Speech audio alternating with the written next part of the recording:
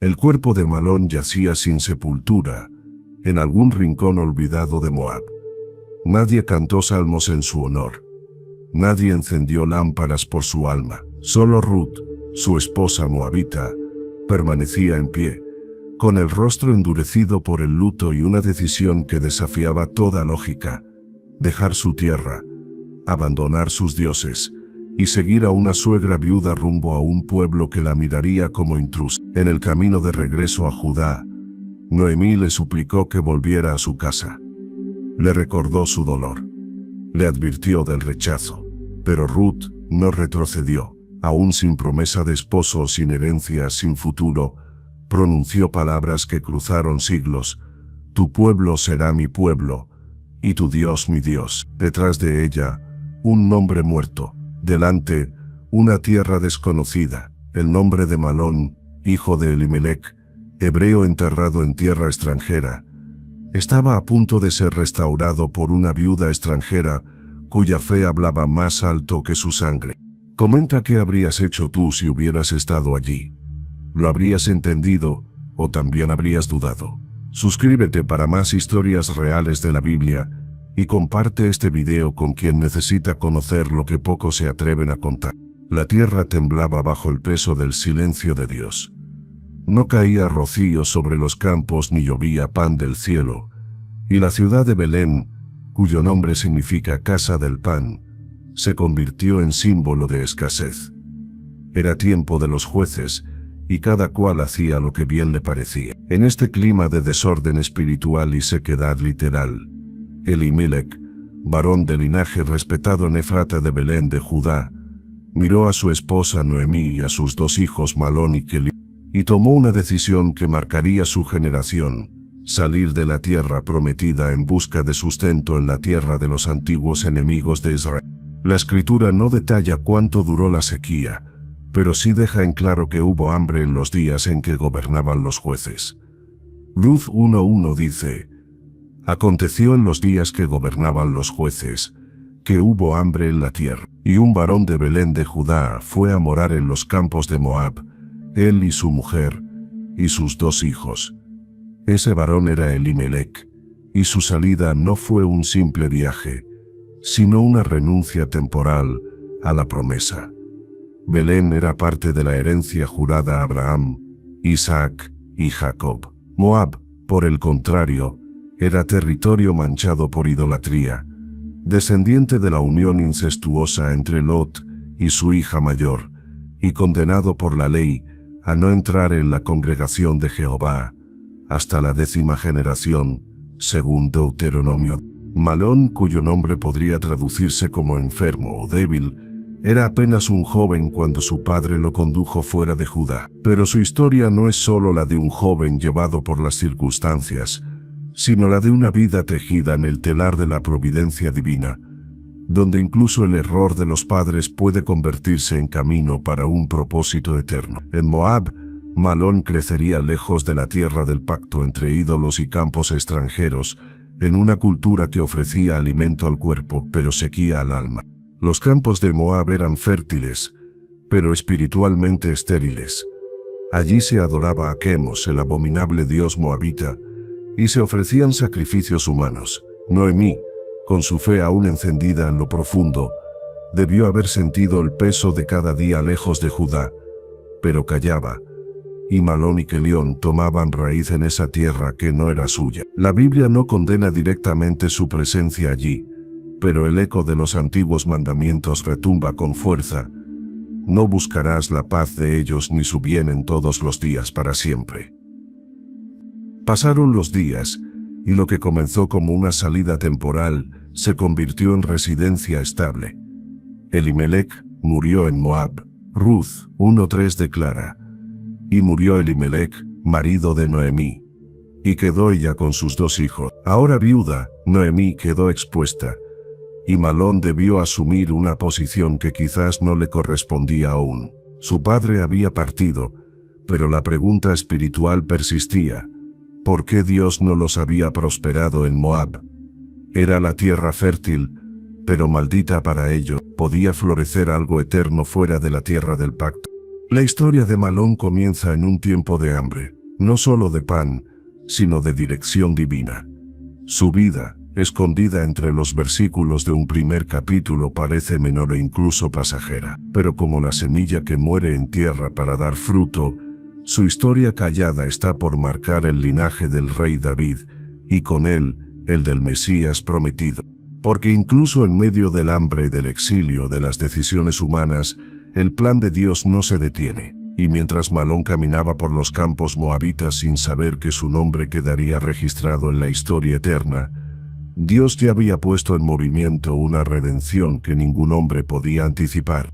Las colinas de Moab eran verdes, sus valles amplios, y sus ríos corrían con libertad. Pero bajo aquella apariencia de prosperidad natural, habitaba una oscuridad espiritual que el pueblo de Israel conocía bien. Moab no era una tierra neutral, sino una región marcada por la enemistad hacia el Dios de Abraham. Allí se ofrecían sacrificios humanos a Quemos, y se levantaban altares a dioses ajenos. En aquel ambiente los hijos de Elimelec, Malón y Kelión, crecieron sin la sinagoga, sin el templo, sin el altar, y sin el sonido de los salmos de David, que aún no habían sido escritos, pero que ya ardían en el corazón de Dios. Malón llegó a la juventud entre costumbres extranjeras. La Escritura no registra una protesta de su parte, ni un deseo ferviente de retornar a Judá. La muerte de su padre fue el primer golpe que la providencia permitió en aquella tierra pagana. El varón que los había sacado de Belén pereció en Moab, y el peso de la supervivencia cayó sobre dos hijos que aún no conocían el sabor de la obediencia al Dios que gobierna los tiempos. Con la muerte de Elimelec, el alma de Noemí se llenó de amargura, pero sus hijos, quizás buscando consuelo, buscaron también compañía. Ruth 1:4 lo dice sin adornos, y ellos tomaron para sí mujeres moabitas, el nombre de una era Orfa, y el nombre de la otra Ruth, y habitaron allí unos 10 años. En esos 10 años, Malón se unió a Ruth, una mujer extranjera, hija de un pueblo despreciado. No fue un simple matrimonio intercultural, fue una alianza que pesaba espiritualmente sobre sus espaldas.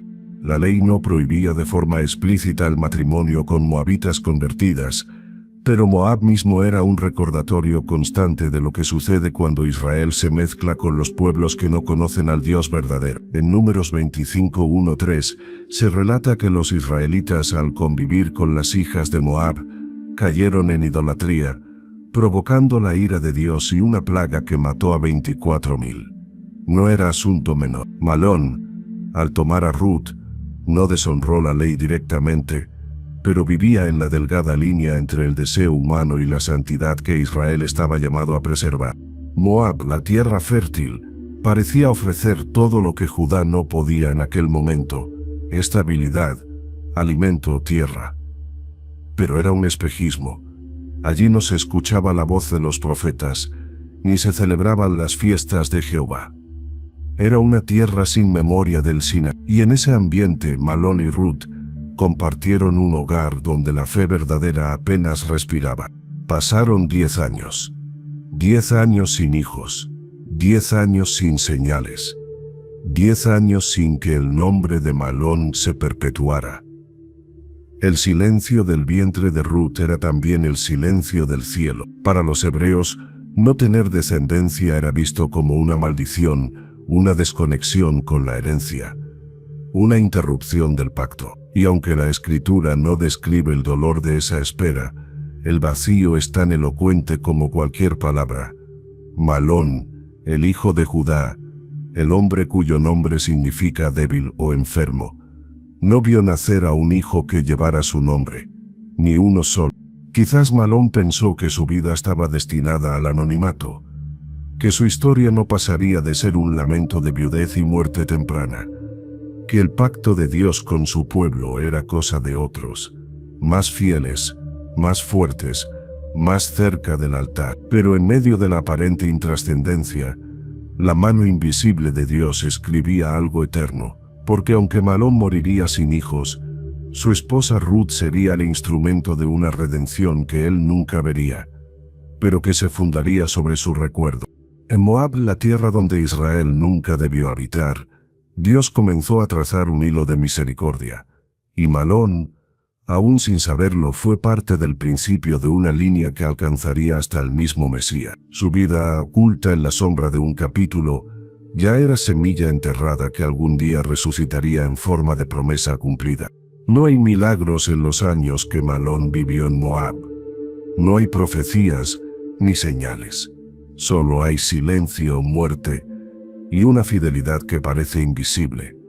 Pero es precisamente en esos años silenciosos donde la fidelidad de Dios brilla con mayor fuerza, porque aunque Malón no volvió a Belén, su nombre sería recordado como el esposo de la mujer que sí regresó, y cuya fe restauraría una herencia que parecía perdida para siempre. No era costumbre en Israel unirse en yugo con los pueblos que no conocían al Dios de Abraham. La ley, dada en el desierto, hablaba con claridad. No emparentarás con ellos, no darás tu hija a su hijo, ni tomarás su hija para tu hijo. Deuteronomios, aunque en ese momento no existía una prohibición directa sobre las moabitas convertidas, el trasfondo espiritual de Moab era conocido. Su idolatría, sus raíces impuras, su enemistad con Israel desde los días de Balaam y Balac. Sin embargo, tras la muerte de Elimelec, y en un tiempo donde el hambre había dado paso a la costumbre, Malón tomó por esposa a Ruth, una mujer de rostro firme y ojos que aún no conocían al Dios de Israel. El texto lo dice sin explicación, sin justificación, como si el silencio del narrador fuese un juicio más elocuente que las palabras. Y ellos tomaron para sí mujeres moabitas, el nombre de una era Orfa, y el nombre de la otra Ruth.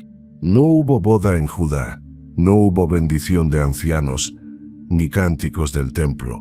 Fue un matrimonio en tierra extranjera, fuera de la presencia visible del pueblo de Dios.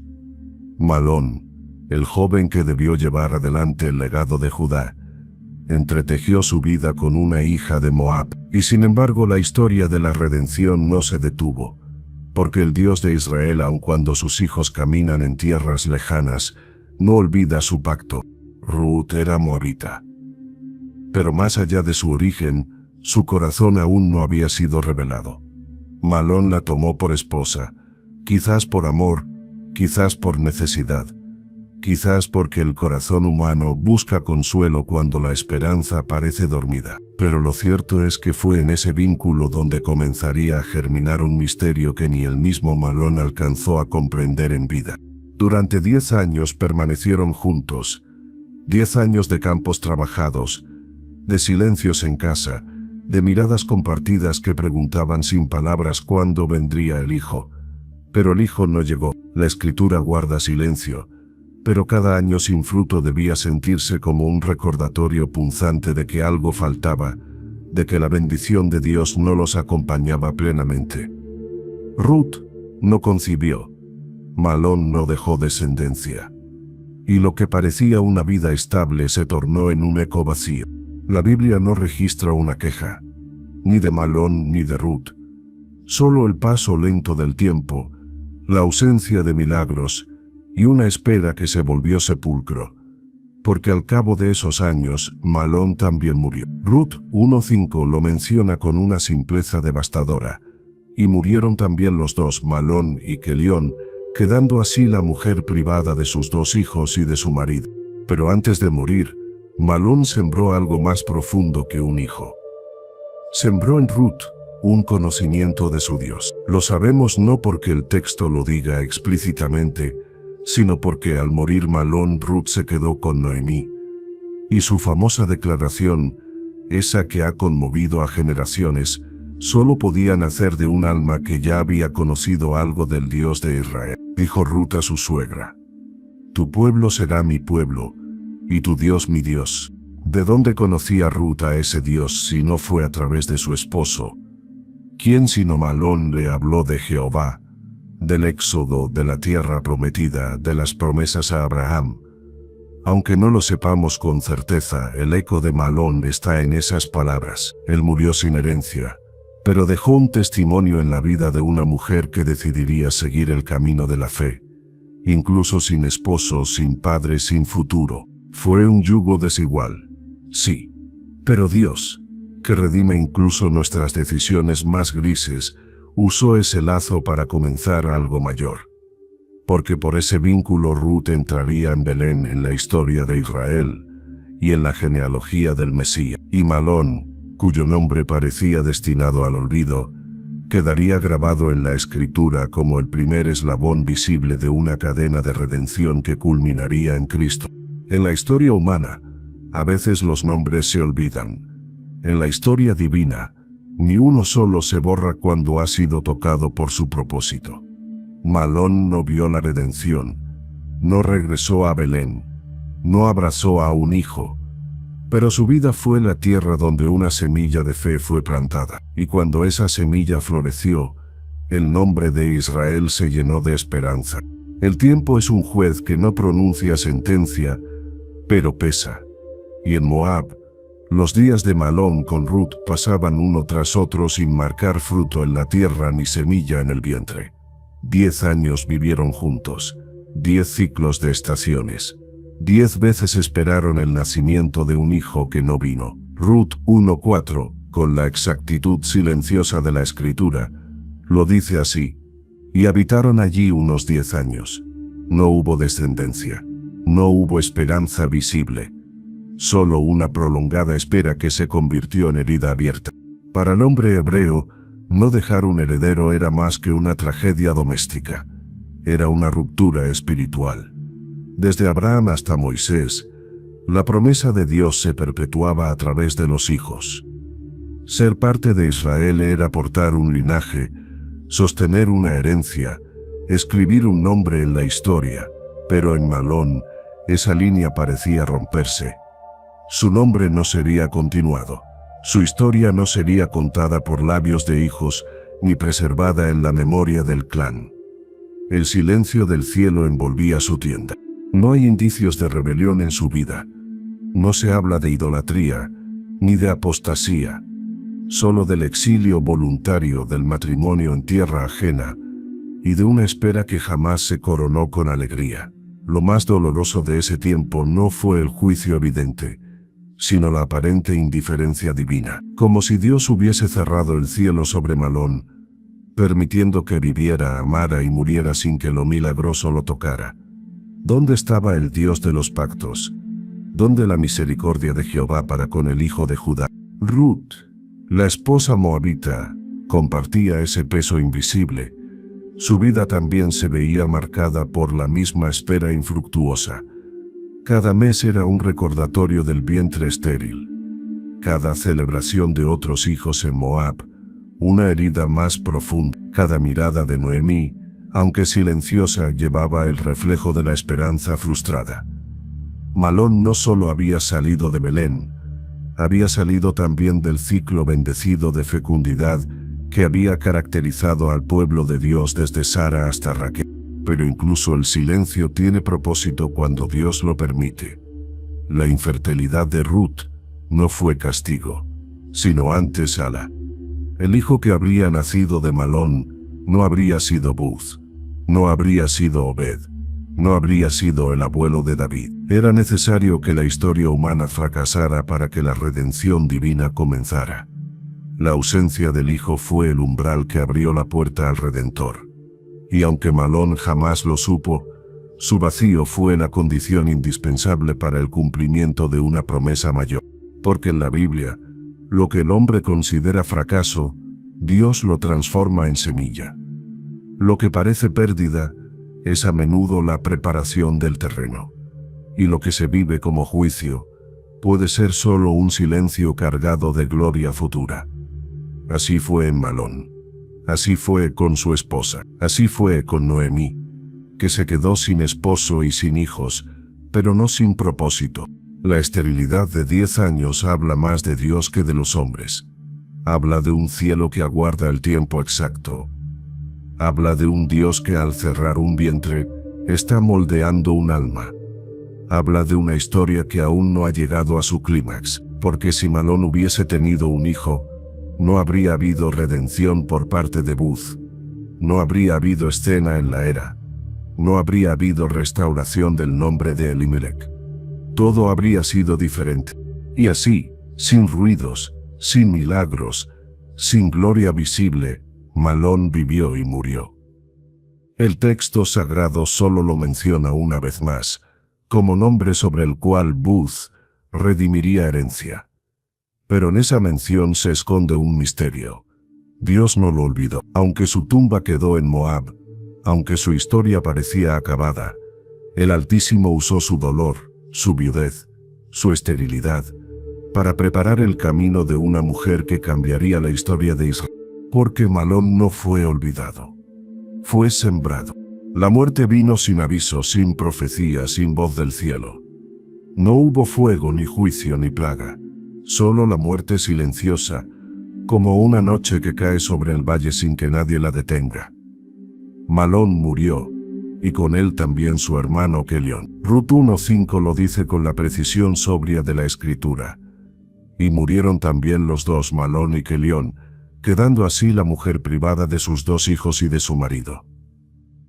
No se menciona la causa, no se registra la edad, no hay epitafios, ni ceremonias, ni sepultura descrita, solo la tragedia callada de una familia extinguida lejos de la tierra que Dios había prometido. Murieron en Moab, la tierra extranjera, no en Belén, junto a sus antepasados, no en Judá, donde los nombres de los justos eran preservados en memoria. Sus cuerpos quedaron donde no deberían haber vivido. El precio del exilio no fue la escasez, sino la desconexión del propósito. Y aunque el relato no lo condena con palabras, el vacío que deja su partida grita más fuerte que cualquier juicio verbal. Malón había sido hijo de Judá. Su linaje provenía de la tribu real. En él corría sangre de patriarcas. Tenía derecho a herencia, a tierra, a nombre perpetuo. Pero todo eso quedó suspendido cuando Elimelec llevó a su familia a Moab. Allí murieron su padre, su hermano, y finalmente ninguno regresó, ninguno construyó casa en Judá, ninguno vio la restauración. La familia de Elimelec, varón de Belén, fue arrancada como rama seca de un árbol floreciente. Noemí, la madre, quedó sola. Y el dolor de la madre revela la dimensión de lo ocurrido. Ella diría más adelante: llámame Mara, porque en grande amargura me ha puesto el Todopoderoso. Ruth no fue solo la pérdida humana lo que la quebró, sino el peso espiritual de una estirpe interrumpida. Malón, que debía levantar descendencia, murió sin dejar hijo. Kelión también, y la línea de Elimelec, a los ojos humanos, fue borrada.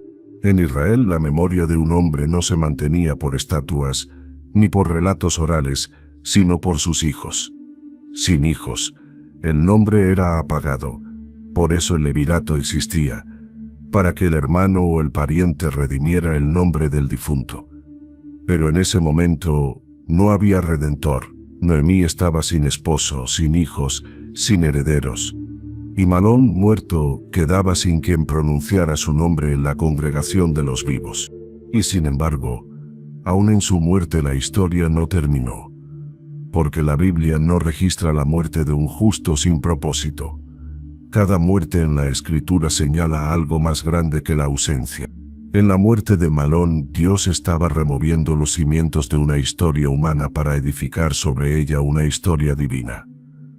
Lo que los hombres no entendían era que el legado de Malón no dependería de su fuerza, ni de su sabiduría, ni siquiera de su descendencia biológica. Sería Dios quien rescataría su nombre del polvo. Ruth, su esposa, seguía viva, y en ella, sin que nadie lo viera aún, ardía una llama que ni la muerte de su esposo pudo apagar. Porque aunque Malón no vivió para ver la redención, su vínculo con Ruth sería la llave que abriría las puertas del retorno del Goel, del linaje de David. La muerte de Malón no fue un punto final, sino un punto de inflexión. Noemí no podía verlo. Ruth aún no lo sabía, pero en el cielo el plan seguía su curso. A veces Dios deja que muera aquello que los hombres consideran esencial, para mostrar que su promesa no depende de la carne, ni de la sangre, sino de su palabra. Malón, muerto en Moab, Fue el comienzo de un plan que terminaría en Belén, no con un funeral, sino con un nacimiento. El Dios que permite la muerte en tierra ajena, también puede dar vida nueva en la tierra prometida. Porque Dios no había terminado con Malón. Aunque su cuerpo quedó en Moab, su nombre sería levantado por un redentor, y su esposa, la extranjera, se convertiría en madre en Israel. La muerte de Malón fue invisible para el mundo, pero delante de Dios fue semilla que caía en tierra buena. Noemí caminaba entre tumbas que el tiempo no había tenido piedad en cubrir. Una tras otra, las pérdidas la habían cercado con violencia sagrada. Primero su esposo Elimelec, luego sus dos hijos, Malón y Queleón. En el relato bíblico no hay lamento registrado en sus labios en el momento de las muertes, pero lo que vino después revela un alma desgarrada. Rut 1:5 lo presenta como un golpe final. Y murieron también los dos, Malón y Queleón, quedando así la mujer privada de sus dos hijos y de su marido, quedando así, sin linaje, sin nombre, sin futuro. La herida que deja la muerte es profunda.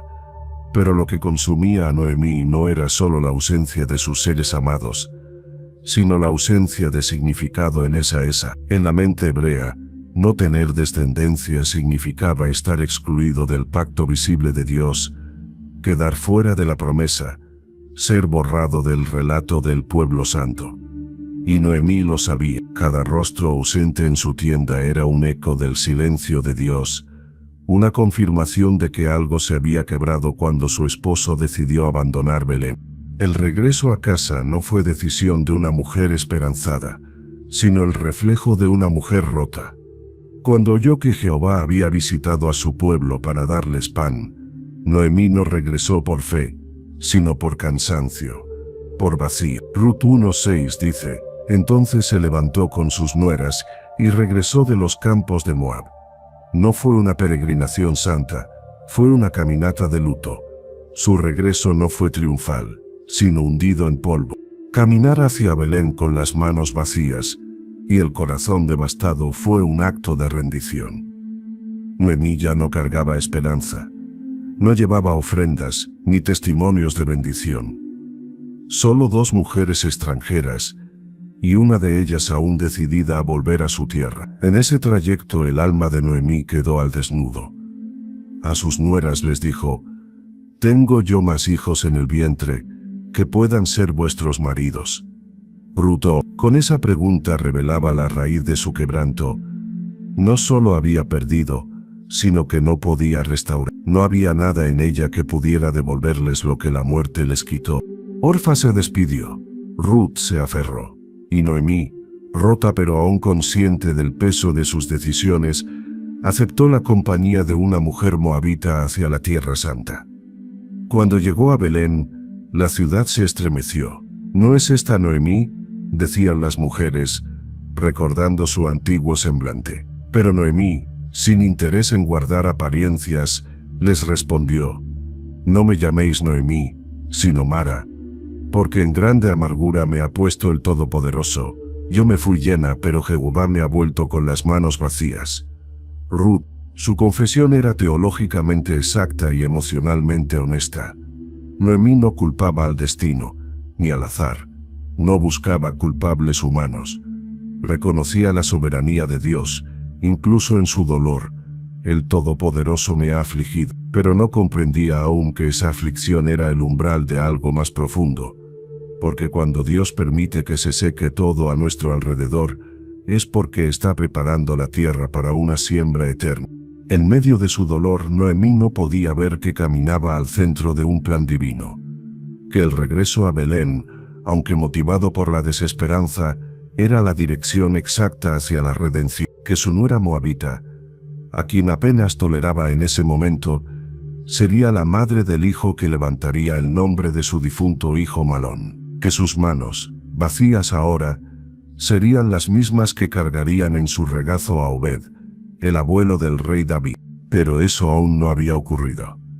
En este capítulo de la historia, Noemí era solo una mujer rota, una madre sin hijos, una viuda sin linaje, una hebrea con el alma hecha pedazos, y sin embargo su honestidad espiritual, su reconocimiento del trato de Dios, se convertirían en el punto de partida para su restauración, porque Dios no desecha para siempre. Aunque aflige, también tiene compasión según la multitud de sus misericordias. Lamentaciones. Noemí no entendía, no veía, no sentía consuelo, pero caminaba paso a paso hacia la redención. Su quebranto no era final, era preparación. El polvo de los caminos de Moab aún no se había sentado cuando la decisión de una mujer extranjera abrió el cielo. 2 viudas caminaban hacia Judá, pero solo una era hebrea. La otra, una moabita cuyo nombre sería recordado por generaciones, caminaba sin promesa, sin herencia, sin derecho legal, pero con una convicción que estremeció incluso a la mujer que había conocido el pacto desde la cuna. Ruth, la esposa viuda de Malón, había quedado despojada. No tenía marido, no tenía hijos, no tenía futuro. La lógica le dictaba regresar a su tierra, a su casa, a sus dioses, como lo hizo Orfa. Pero algo en ella había cambiado, algo que Malón, quizás sin saberlo, había sembrado en su alma. Una luz, tenue pero firme, se había encendido. Y aunque él ya no vivía, su Dios ahora vivía en él. Fue en ese cruce de caminos, mientras Noemí imploraba que ambas nueras regresaran, que Ruth reveló su decisión. Y no fue una respuesta impulsiva ni sentimental. Fue una confesión teológica, un acto de fe radical, una entrega total. No me ruegues que te deje y me aparte de ti, porque a donde quiera que tú fueres, iré yo, y donde quiera que vivieres viviré. Tu pueblo será mi pueblo, y tu Dios mi Dios. Aquella declaración, que para muchos es solo una muestra de lealtad humana, era en realidad una conversión espiritual. Ruth no estaba solo eligiendo a Noemí, estaba abrazando al Dios de Israel. En una época donde el nombre de Jehová era temido y revelado a un solo pueblo, ella, moabita, dio un paso que muy pocos en su condición se habrían atrevido a dar: despojarse de su identidad, renunciar a su linaje y entregarse completamente al pacto de otro. El eco del pacto de Abraham resonaba en sus palabras: haré de ti una nación grande, y serán benditas en ti todas las familias de la tierra. Génesis 12:2-3. Ruth, una extranjera, se convirtió en la prueba viva de que el corazón rendido trasciende el linaje, que Dios puede injertar ramas ajenas en el árbol de la promesa, cuando hay fe sincera, que no es la sangre lo que determina la pertenencia, sino la obediencia. Noemí quedó en silencio tras esas palabras. Ruth 1:18 dice: y viendo Noemí que estaba tan resuelta a ir con ella, no dijo más. El silencio de Noemí era el reconocimiento de una fe que ella misma ya no tenía. Ella que había nacido en Judá, había renegado de su nombre. Ella que conocía las promesas, se sentía olvidada por Dios, pero su nuera moabita hablaba como una profetisa. La fe que Ruth declaraba era una chispa que comenzaba a arder en medio de las cenizas de la familia. Caminaron juntas, paso tras paso, hasta que llegaron a Belén, al comienzo de la siega de la cebada. La tierra que antes estaba en hambre ahora producía fruto. El pueblo que antes había partido regresaba, o al menos lo hacía una parte. Ruth y Noemí entraron como sombras, sin gloria, sin nombre, pero Dios las había traído al lugar y al tiempo exacto. Ruth no lo sabía aún, pero su fidelidad sería recompensada de una forma que ella jamás habría imaginado. Porque la fidelidad al Dios verdadero siempre produce fruto, incluso cuando la tierra parece árida.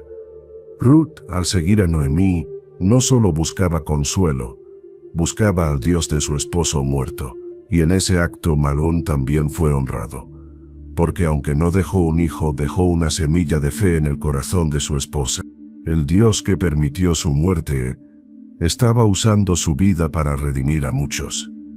Ruth había conocido al Dios de Israel a través de Malón, y aunque él ya no estaba, El Dios de ahora era el Dios de ella. Ese Dios que no hace acepción de personas, que no rechaza a quien se acerca con corazón sincero, la había traído de vuelta a Judá, a la tierra del pacto, al campo de redención. Lo que siguió fue la historia de una mujer que encontró gracia ante los ojos de Buz, que fue redimida conforme a la ley del levirato, que fue honrada como matriarca en Israel, y que se convirtió en bisabuela de David. Pero todo eso comenzó aquí, con una decisión, con una confesión, con una fidelidad silenciosa, nacida del dolor, sostenida por la esperanza, y bendecida por la soberanía divina. El sol descendía sobre los montes de Judá, cuando dos figuras cubiertas de polvo y silencio cruzaron el umbral de Belén. Una ciudad pequeña, pero con una iuria demasiado grande para ser olvidada. Belén, la casa del pan, ahora era testigo del regreso de una mujer que partió con esperanza y volvió con las manos vacías. Ruth 1 ni Noé narra: anduvieron, pues ellas dos hasta que llegaron a Belén, y aconteció que habiendo entrado en Belén, toda la ciudad se conmovió por causa de ellas, y decían: ¿no es esta Noemí? Pero Noemí ya no era la misma. Las pérdidas la habían marcado. El exilio la había vaciado. Sus palabras resonaron como martillo sobre piedra. No me llaméis Noemí, llamadme Mara, porque en grande amargura me ha puesto el Todopoderoso. Yo me fui llena, pero Jehová me ha vuelto con las manos vacías. Ruth 1:20-21. El alma de Noemí estaba desnuda ante su pueblo. Ella no escondía su dolor, no dulcificaba su testimonio. Sabía que su historia era dura, pero también sabía que Dios no había dejado de ser Dios. A su lado, callada, iba Ruth, una extranjera, una moabita, alguien que en tiempos normales no habría sido bien recibida en Judá. Porque Deuteronomio 23:3 decía con claridad: no entrará amonita ni moabita en la congregación de Jehová. Y sin embargo, allí estaba, no por derecho, sino por gracia, no por linaje, sino por elección. Ruth, la viuda de Malón, había regresado no por obligación, sino por amor. Y aunque Belén no la conocía aún, el cielo ya la había aceptado. Fue el tiempo perfecto. Ruth 1:22 lo resume con precisión: y llegaron a Belén al comienzo de la siega de la cebada. El hambre había terminado. La cosecha comenzaba, y con ella también la obra de Dios. Porque cuando el hombre regresa quebrado, Dios ya ha preparado el campo. Lo que parece coincidencia en realidad es providencia. La siega era una invitación de parte de Dios. Un nuevo ciclo comenzaba. Sin embargo, ni Noemí ni Ruth tenían campo propio. Eran viudas, pobres, sin herencia activa. En Israel la ley de Moisés proveía para los más necesitados. Cuando siegues tu mies en tu campo, no rebusques tras de ti, será para el extranjero, para el huérfano y para la viuda. Deuteronomio 24:10. Ruth se convirtió en eso, en una extranjera recogiendo lo que otros dejaban atrás. No era humillación, era obediencia a una misericordia que ya estaba escrita en la ley de Dios. Así fue como Ruth salió al campo de Buz, sin saber que ese campo estaba destinado para ella. Buz era pariente de Elimelech, un hombre respetado, temeroso de Dios y poseedor de tierras. Pero en ese momento Ruth no buscaba redención, ni matrimonio. Solo buscaba pan. Lo que ella no sabía es que Dios ya la estaba guiando al encuentro con quien levantaría el nombre de su difunto esposo, Malón. Y fue allí, entre espigas y polvo, donde el plan de Dios comenzó a tomar forma visible. Ruth 2:3 lo revela con una frase que parece casual, pero está cargada de propósito. Y fue pues y llegando, espigó en el campo en pos de los segadores, y aconteció que aquella parte del campo era de Buz. Aconteció. No fue estrategia, no fue sabiduría humana, fue dirección divina. Dios había comenzado a llenar lo que antes estaba vacío. Mientras Ruth espigaba, Noemí permanecía en casa. Aún rota, aún sin consuelo, Pero al ver a su nuera volver con alimento, su espíritu comenzó a despertar. Bendito sea aquel de Jehová, que no ha rehusado a los vivos la benevolencia que tuvo para con los muertos. Ruth fue la primera vez que Noemí habló con esperanza desde que regresó. Algo se movía, algo estaba cambiando. El campo no solo traía pan, traía promesa. Belén, la ciudad donde Malón había nacido y que él nunca volvió a ver, ahora comenzaba a redimir su historia. Ruth, su esposa moabita, era el instrumento, y Booz, el pariente redentor, era la figura profética que encarnaría la gracia de Dios. Nadie lo había planeado, ninguno lo había pedido, pero el cielo lo había orquestado. Porque en Belén, la casa del pan, no solo se recogía cebada, se preparaba una genealogía. Y aunque Malón había muerto en Moab, su nombre no sería borrado. El Dios que permite el quebranto, también prepara la restauración. Y en esa tierra de promesa, Belén comenzó a llenarse, no solo de grano sino de gloria. El sol caía sobre los campos de Belén, y el sonido de las hoces acompañaba el murmullo de los segadores. Allí, entre espigas y senderos polvorientos, una figura comenzó a emerger en la narrativa divina. Booz, hombre poderoso, de linaje recto, temeroso de Dios, y pariente cercano de Elimelech. Ruth 2:1 le introduce con una discreta solemnidad. Tenía Noemí un pariente de su marido, hombre rico de la familia de Elimelech, el cual se llamaba Booz.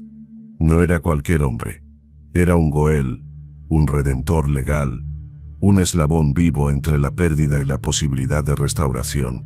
La ley de Moisés contenía una provisión extraordinaria. Si un hombre moría sin dejar hijos, su hermano o pariente cercano podía tomar a la viuda como esposa, no para sí mismo, sino para levantar descendencia al nombre del difunto, a fin de que el nombre del muerto no fuese borrado de Israel. Deuteronomio 25:5-6 dice: el primer hijo que ella diere llevará el nombre de su hermano muerto, para que el nombre de éste no sea borrado de Israel. Esta era la figura del Goel, el Redentor. Y Booz estaba en posición de serlo para Ruth, y por extensión para el nombre olvidado de Malón. Ruth había hallado gracia en los ojos de Booz desde el primer momento. Él había oído de su lealtad a Noemí, de su decisión de dejar su tierra y sus dioses para unirse al pueblo de Jehová. Ruth 2:11-12 relata: he sabido todo lo que has hecho con tu suegra. Jehová recompense tu obra, y tu remuneración sea cumplida. Pero lo que ni Ruth ni Noemí sabían entonces, era que este hombre no solo era protector, sino potencial redentor. La conexión entre Booz y Malón, aunque no explícita en sus labios, se convierte en el centro invisible de la historia. Malón había muerto sin descendencia, y con su muerte, su nombre estaba destinado a desaparecer. Pero la ley de Dios no permitía que los nombres justos fueran olvidados. El sistema del Goel no era un mero trámite legal, sino un acto de redención sagrada. Era el modo en que el cielo decía: yo no he olvidado tu dolor ni tu historia. Noemí, al oír que Booz era el dueño del campo donde Ruth espigaba, exclamó con un brillo nuevo en su voz: aquel varón es nuestro pariente, uno de nuestros redentores. Ruth 2:20. En esa frase quebrada de una madre aún herida, resurgía una esperanza antigua. El linaje de su esposo podía ser restaurado. El nombre de Malón, muerto sin hijos, aún podía ser levantado. Ruth continuó espigando en los campos de Booz durante toda la cosecha. Día tras día, sus encuentros eran breves, pero cargados de sentido. Booz la protegía, la honraba, le daba alimento. Pero aún no había hablado de redención. Noemí, en su sabiduría silenciosa, comprendió que había llegado el momento de actuar. Le dijo a Ruth: no he de buscar hogar para ti, para que te vaya bien. Ruth. La estrategia fue sencilla, pero cargada de dignidad y valentía. Ruth debía ir a la era donde Booz aventaba el grano, y descubrir sus pies, señal de humildad y súplica, no como quien se ofrece por necesidad, sino como quien clama por justicia según la ley del Dios de Israel. Ruth obedeció, se acercó de noche en silencio y esperó. Cuando Booz despertó y preguntó quién era, la respuesta de Ruth resonó como una declaración de fe y honra. Yo soy Ruth, tu sierva, extiende el borde de tu capa sobre tu sierva, por cuanto eres pariente cercano. Ruth, ese acto no era indecoroso, era profundamente bíblico. Pedir cobertura bajo el manto era pedir redención, y no solo para ella, sino para el nombre de Malón. Ruth no buscaba un esposo, buscaba justicia para el difunto, buscaba restaurar lo que parecía perdido para siempre. Booz respondió con una nobleza que selló su carácter. Bendita seas tú de Jehová, hija mía, no temas, yo haré contigo todo lo que dijeres. Pero había un detalle legal, había otro pariente más cercano, y antes de redimir, Booz debía ofrecer la oportunidad a ese hombre. No podía apropiarse del derecho sin primero respetar la estructura que Dios mismo había instituido. Así el capítulo cerró con una promesa pendiente. Booz se había comprometido a hacer lo correcto. Ruth había cumplido su parte. Noemí veía el amanecer tras años de oscuridad. Y el nombre de Malón, enterrado en Moab, comenzaba a ser pronunciado nuevamente en Judá. Porque cuando el Goy aparece, la historia cambia. Lo que la muerte cayó, la redención proclama. Y aunque Malón no vivía, su memoria se acercaba al momento en que Dios la sellaría con honra eterna. La era estaba en silencio. El viento nocturno barría los restos del grano mientras las estrellas miraban desde lo alto el desenlace de un plan divino que se había gestado en medio del dolor. La pérdida y la fidelidad silenciosa. Ruth, la moabita viuda de Malón, caminaba hacia el campo de Booz, con pasos firmes y corazón reverente. No buscaba un hombre. No anhelaba una nueva vida por deseo egoísta. Iba en nombre de un muerto. Iba para levantar del polvo el nombre de su esposo olvidado. Noemí, que una vez había renunciado a la esperanza, ahora instruía a su nuera con sabiduría antigua. Lávate, y úngete, y ponte tus vestidos, y baja a la era. Ruth 3:3 era un acto delicado, profundamente espiritual. No había sensualidad en la orden. No era una seducción, sino una invocación del derecho de redención que Dios había establecido en su ley. Ruth debía presentarse como sierva, no como demandante, como mujer humilde, no como pretendiente. La cobertura que buscaba no era matrimonial, sino espiritual, legal, redentor. Al llegar la noche, Booz comió, bebió y se recostó junto al montón de grano. Ruth se acercó en la oscuridad, se postró a sus pies y descubrió el borde de su manto.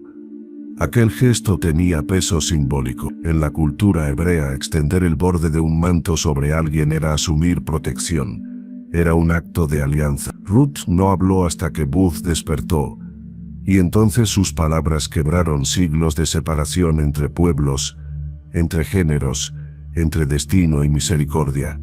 Extiende el borde de tu capa sobre tu sierva, por cuanto eres pariente cercano. Ruth. En ese instante, se reveló el corazón de Ruth. No pedía por sí misma, pedía por Malón. La ley lo permitía. Si un hombre moría sin hijos, su hermano o pariente más cercano debía casarse con la viuda para preservar el nombre del difunto. Ruth no buscaba identidad nueva, sino restaurar la que había perdido. Ella no era simplemente una viuda necesitada. Era una mujer intercesora, una figura profética que clamaba justicia para los que ya no tenían. La reacción de Booz fue inmediata. Se inclinó ante su virtud. Bendita seas tú de Jehová, hija mía. No has ido tras los jóvenes, sean pobres o ricos. Ruth 3:10. Reconocía que Ruth podía haber buscado cualquier otro camino, pero eligió el camino del pacto, el camino del sacrificio, el camino del Goel. Booth, siendo un hombre de integridad, no aprovechó la situación. No se precipitó. No la tomó por esposa esa noche. En lugar de eso, le prometió que haría lo justo. Ahora, aunque es cierto que yo soy pariente cercano, con todo eso hay pariente más cercano que yo. Quédate esta noche, y cuando sea de día, si él te redimiere, bien, redímate. Mas si él no quisiere redimirte, yo te redimiré. Ruth. El lenguaje era legal, pero el momento era sagrado. Allí, en la era, bajo las estrellas, una mujer moabita y un redentor israelita sellaron un compromiso que ni la muerte de Malón había podido impedir. El polvo del grano se mezclaba con la esperanza, y lo que había comenzado en duelo se transformaba en pacto. Antes del amanecer, Booth cargó la túnica de Ruth con cebada, 6 medidas, y la envió de regreso a Noemí. No con palabras vacías, sino con símbolo de cumplimiento. No era solo alimento, era promesa. Era la prueba de que lo que se había sembrado en lágrimas sería recogido en gozo. Ruth regresó a su casa, y Noemí, con la sabiduría de quien reconoce el obrar de Dios, le dijo: «Espérate, hija mía, hasta que sepas cómo se resuelve el asunto, porque aquel hombre no descansará hasta que concluya el asunto hoy». Ruth, el corazón de la madre, que una vez se llamó Mara, ahora latía con renovada fe. La noche había traído algo más que silencio. Había traído justicia. En esa noche no se levantaron voces, ni se rompieron cadenas visibles, pero en el mundo espiritual, el nombre de Malón, borrado por la muerte, comenzó a resucitar por la fidelidad de su esposa. Dios, que no olvida a los suyos, había dispuesto todo: el hambre, el exilio, la viudez, el retorno, el campo, el redentor. Y ahora, la era como altar silencioso. Maleón no volvió de la tumba, pero su historia no terminó con su muerte. Su redención estaba en camino, no por su fuerza, sino por la fidelidad de la mujer que eligió el Dios de su esposo, y de un redentor que eligió obedecer a Dios antes que a sus propios deseos. El sol aún no había alcanzado su cenit cuando Booth subió a la puerta de la ciudad. Allí, donde se reunían los ancianos, los jueces, los testigos del pueblo, se iba a decidir el destino de una familia que parecía extinguida. No se trataba solo de propiedades o herencias. Lo que estaba en juego era el nombre de Malón, hijo de Elimelech, esposo de Ruth. Un nombre que, si no era redimido, sería borrado de la historia de Israel. Booth se sentó entre los jueces y llamó al pariente más cercano, aquel que legalmente tenía el primer derecho de redención. Le presentó el caso con sabiduría, explicando que Noemí vendía las tierras de Elimelech y que alguien debía redimirlas. Al principio el pariente anónimo aceptó, pero entonces Booth reveló la condición clave: el día que compres las tierras de mano de Noemí, también tomarás a Ruth la moabita, mujer del difunto, para que restaures el nombre del muerto sobre su posesión. Ruth. La respuesta fue inmediata: no puedo redimir para mí, no sea que dañe mi heredad. Redime tú usando mi derecho. Ruth 4:6. Así, el hombre renunció hacia su responsabilidad, y el camino quedó abierto para Booth. El acto fue confirmado con un gesto ancestral: quitarse el calzado y entregarlo como señal legal, conforme a lo descrito en Deuteronomio. Booth entonces proclamó ante todos: vosotros sois testigos hoy de que he adquirido de mano de Noemí todo lo que fue de Elimelech, y de Kelión y de Malón, y que tomo por mujer a Ruth, la moabita, mujer de Malón, para restaurar el nombre del muerto sobre su heredad. Ruth. Estas palabras no fueron promesa romántica, fueron juramento de justicia. Booth no tomaba a Ruth solo por amor, sino por mandato de la ley y por reverencia al Dios de Israel. El nombre de Malón, borrado por la muerte, fue escrito nuevamente entre los vivos, y no por mérito propio, sino por redención. La ley había sido cumplida, el Goel había actuado, y lo que parecía perdido fue restaurado delante de testigos, bajo el cielo de Belén. Los ancianos bendijeron la unión con palabras proféticas. Jehová haga a la mujer que entra en tu casa como a Raquel y a Lea, y tú seas ilustre en Efrata, y seas de renombre en Belén. Ruth 4:11. Ruth, la moabita extranjera, ahora era comparada con las madres de Israel, y Buz, el Redentor, se convertía en parte de la historia mesiánica que avanzaba silenciosamente hacia su cumplimiento eterno. Y entonces vino la cosecha más inesperada. Ruth concibió. Ruth, la mujer que había pasado 10 años estéril con Malón, ahora dio a luz. Ruth 4:13 lo resume así. Y Jehová le dio que concibiese y diera a luz un hijo. No fue casualidad, no fue naturaleza, fue el cielo que abrió el vientre que había cerrado. Fue el fruto de la obediencia, del sacrificio, de la fidelidad silenciosa. Pero el hijo no sería llamado hijo de Buz. Los ancianos, las mujeres del pueblo, la misma Noemí, sabían que ese niño era, legalmente y espiritualmente, hijo de Malón. Fue la culminación del propósito. Te será restaurador del alma, y sustentará tu vejez, tu nuera, que te ama. Lo ha dado a luz. Ruth. Y Noemí tomó al niño, lo puso en su regazo, y fue su nodriza. El nombre del niño fue Obed, padre de Isaí, padre de David. Así, el nombre de Malón, perdido en Moab, fue levantado en Belén. Su historia, que parecía sepultada en el olvido, se convirtió en el primer peldaño de una genealogía eterna. Porque a través de Obed nació Isaí, a través de Isaí nació David, y a través de David, siglos más tarde, nació Jesús el Cristo, el verdadero Redentor. Buz redimió las tierras, sí, pero redimió algo mucho mayor: el nombre de un muerto, la dignidad de una viuda, la promesa de una madre, y el plan eterno de Dios.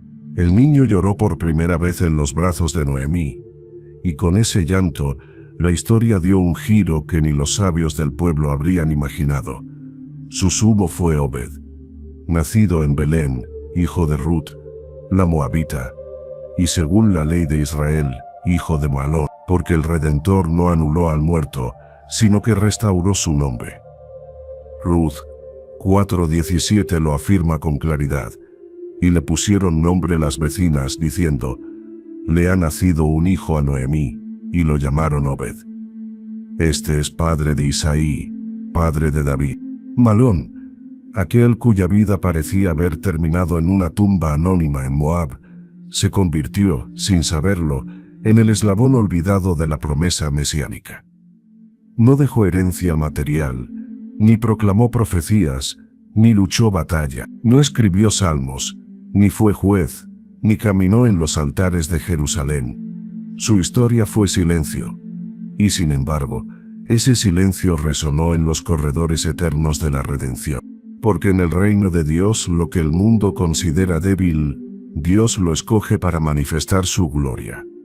Malón no fue grande por lo que hizo, sino por cómo Dios usó su vida y su muerte para introducir a una extranjera en la historia de la salvación. Su legado no fue por fuerza, sino por fidelidad silenciosa. Y su nombre, que parecía desvanecerse, fue sellado por el nacimiento de Obed. La genealogía de Jesús en Mateo 1:5-6 incluye esta línea directa. Buz engendró de Ruth a Obed, Obed a Isaí, e Isaí engendró al rey David. Pero en los ojos de la ley, ese Obed llevaba el nombre de Malón. Así lo establecía Deuteronomio 25:6, para que el nombre del muerto no sea borrado de Israel. La ley, lejos de ser fría, era instrumento de misericordia. Dios no olvidó al hijo de Elimelech, y por medio de la obediencia de Ruth y Buz, el nombre de Malón quedó inmortalizado en la línea del Mesías. Nada de esto fue fortuito. El hambre en Belén, la decisión de Elimelech, la migración a Moab, el matrimonio con Ruth, la muerte prematura, el silencio de 10 años sin hijos, la fidelidad de Ruth, la redención de Buz. Cada pieza formó parte de una coreografía divina que desembocaría en la mayor historia jamás contada, la llegada del Redentor. David, el hijo de Isaí, sería el rey conforme al corazón de Dios. De él vendría una promesa eterna, y afirmaré su trono para siempre. Y siglos después, en la misma Belén, en un pesebre humilde, nacería Jesús, de quien se diría: ha nacido hoy, en la ciudad de David, un Salvador que es Cristo el Señor. Lucas. Y todo comenzó con un hombre que murió sin hijos, pero no sin propósito. Malón no vio a Obed, no escuchó su nombre, no lo sostuvo en brazos. Pero su historia fue el canal por donde corrió la gracia. Su muerte fue semilla que cayó en tierra, y Dios, que nunca deja caer en vano la obediencia, levantó de esa semilla una cosecha que alcanzaría a todas las naciones. El legado de Malón no fue escrito con hechos visibles, sino con la tinta invisible de la providencia. Fue un legado de redención, de honra postrera, de restauración completa. Porque en la historia de Dios aún los silencios hablan, aún los muertos proclaman, aún los olvidados son usados. Y así, en la genealogía del Rey de Reyes, aparece el nombre de una moabita, de un redentor. Y detrás de todo, el eco sagrado de un hombre llamado Malón, cuyo nombre una vez significó enfermo, pero cuya memoria Dios transformó en puente hacia la vida eterna. A veces los nombres se hunden en el polvo de la historia sin levantar voz, sin dejar herencia, sin conquistar hazañas. Pero el Dios que ve en lo secreto no necesita ruido para escribir eternidad. Así fue con Malón. Su vida fue corta, su muerte silenciosa, su historia aparentemente interrumpida. Y sin embargo el cielo la usó para tejer la línea del rey. Dios no mide como los hombres miden. Él no busca brillo sino raíz. No exige grandeza visible, sino fidelidad que florece en el quebranto. Y cuando todo parece perdido, cuando ya no hay hijo, ni heredad, ni nombre, Él llama a redención lo que otros dieron por muerto, porque en su reino lo que cae a tierra no muere, germina. Quizás tú también te sientes como Malón, una historia incompleta, una promesa rota, una página en blanco en medio de un libro sagrado. Pero escucha bien, en las manos de Dios, ni el silencio es en vano. Él sabe cómo hacer de tu vida un eco que resucita nombres, honra pactos y siembra herencia en generaciones que aún no has visto. Malón no volvió, pero su nombre fue restaurado. Y la mujer que amó caminó hasta Belén, abrazó al Dios de Israel, y dio a luz al abuelo de un rey. Porque cuando Dios escribe una historia, incluso la muerte se convierte en semilla de esperanza. Allí, en Belén, al pie de los campos dorados donde una viuda recogía espigas, el nombre de un hombre que parecía olvidado fue escrito para siempre, en el linaje de la promesa. Y tal vez hoy, en lo secreto de tu alma, ese mismo Dios susurre tu nombre para comenzar también contigo. Si esta historia te habló, comenta abajo: yo también quiero volver a Dios, como Ruth. Así sabremos que no estás solo. Suscríbete al canal para seguir descubriendo estas verdades ocultas y comparte este video con alguien que necesite esperanza. Tal vez hoy, por ti, su historia también comience a cambiar.